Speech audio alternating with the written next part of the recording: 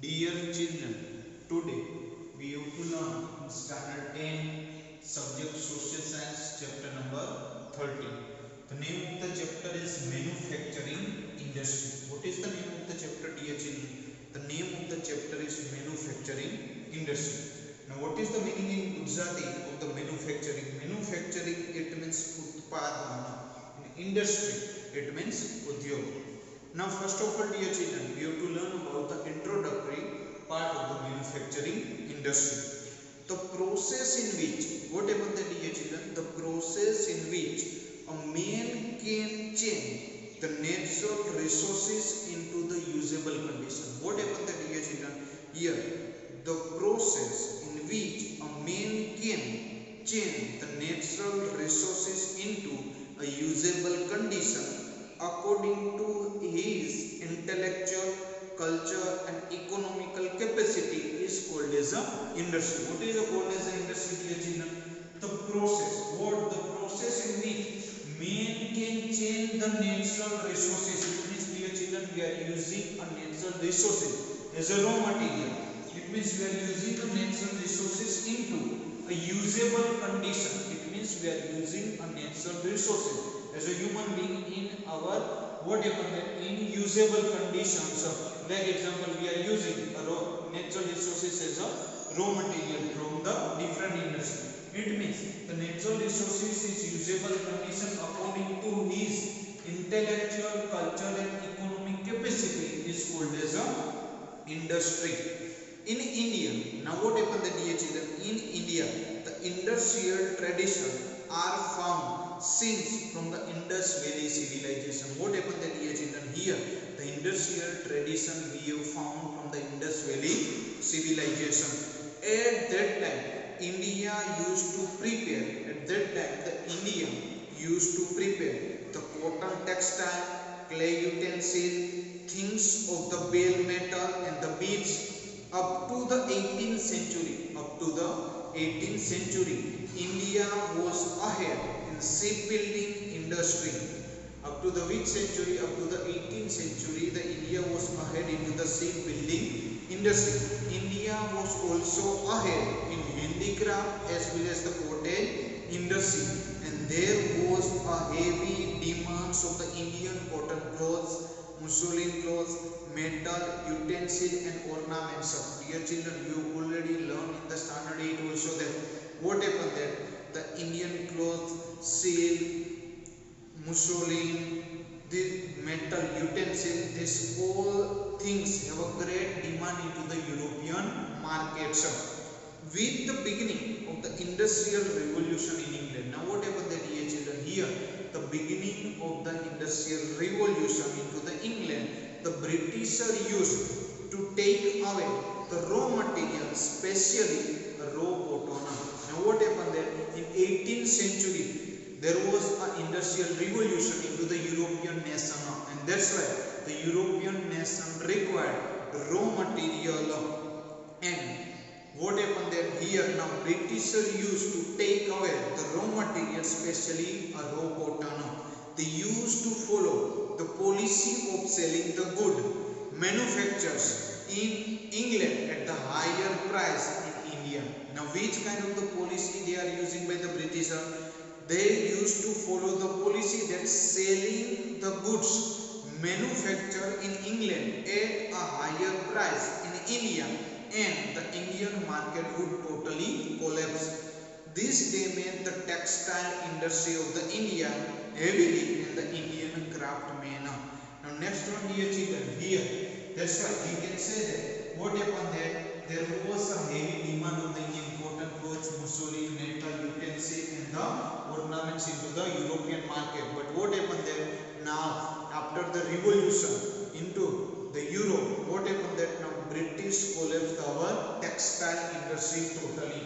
Next one, the importance of the industry. What was the importance of the industry? It means udyogonu mahatva. Today, the existence of nation depend on the development of the industry. Now what happened that today the existence of any nation is depend only the development of the industry. And dear children, you know very well about the different types of the industry, agro-based industries, there cotton textile industries, there silk industries, there jute textile industry, sugar industry, paper industry, mineral based industry, woolen textile industry. These all are the different types of the industries are there. Economic development without the industrial progress will be the impossible. What is the impossible, dear children? Economic development without industrial progress will be the impossible. Those country which have developed the more industry have strengthened their economy equally. What happened that those nations which develop more industry have strengthened their economy equally. Country like United States of America, Russia, Japan, South Korea, these all nations are the prosperous and developed nation on the basis of their industrial development. Why these nations are the prosperous, dear children? Because these nations are prosperous due to the industrial development into this nation. Which nation? Japan, America, Britain, Russia, France, South Korea.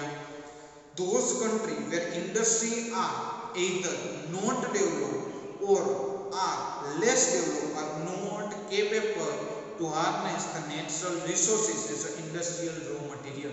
While on the another side, what happened that some nations have not developed or less developed, they are not using the natural resources into the proper way for a raw material. They have to sell the natural resources at the cheaper price. Cheaper, it means at the low price, and purchase the things made of the same raw material from the foreigners at a higher price. Now what happened, the dear children? Here the maximum developing nations are exporting the raw material into the European nation, and after the same way the Asia of same way, what happened that here the dear children, the Asian nation, African nation, they all are supplying the raw material into the European nation, while the European nation use this raw material and they converted raw material into the manufacturing industry, and this developing nation import the manufacturing things from the European nation at the higher price. And that's why what happened that they have to given that they have to sell the natural resources at the cheaper price and the purchase the things made up of the same raw material from the foreign at the higher price. Manufacturing industry contribute about 29% of the national production of the India. How much? 29% manufacturing industry contribute in the national production of the India. The administrative policy of the British rule broke the backbone of the Indian industrial structure. Now, what happened there? Here, administrative policy of the British rule totally, what happened that they have to broke down the backbone of the Indian industrial structure. During the slavery period, industry with the modern method could not be started into the India. In 1853, in which year, dear children? In 1853, the first industrial complex of iron furnace based on the charcoal was found, but it failed. First successfully attempt was made in 1854 in cotton textile industry. Therefore, after a jute mill was established into the 1855 at Risra near the Calcutta. In 1874, the factory was found the culti for making the iron, which was closed after the few years. It was restarted in 1881. In 1907, what happened, dear children? Here in 1907, a new dimension was provided with the founding the Tata Iron and Steel Company at the Jamshedpur. This is the most important thing, dear children. What happened then? In 1907, we see a new kinds of the dimension was provided with the founding of the Tata Iron and Steel Company at the Jamshedpur. Now next one, dear children, here the classification of the industry is there. What happened there? Here classification of the industry. It means industries are divided on the basis of. Now what happened there? The industries are divided on the basis of the human labor, ownership, and the source of raw material. Now how we can divide and classify the industry? Any industry are divided on the basis of their human labor, ownership and the sources of the raw material. On the basis of the human labor, the industry can be divided as a small scale and the large scale. Dear children, you know very well that on the basis of the human labor, we know very well that in some industries the less number of the labor of the worker are working. In some industries the high number of the worker are working. The same way they have to say that on the basis of the human labor, the industry can be divided on small scale and the large scale industry. Those industries, what happened, dear children? Those industries where more employment is available is known as a large scale industry. What is known as a large scale industry, dear children? Large scale industry, it means those industry wherever more employment. Example, cotton textile industry. When an industry is under the direction of an individual ownership and the number of the labor is less, it is called as a small scale industry. What is small scale industry? In small scale industry, the individual ownership is there and the less number of the labor are working, it is called as a small scale industry. Example, sugar industry, khansari industry.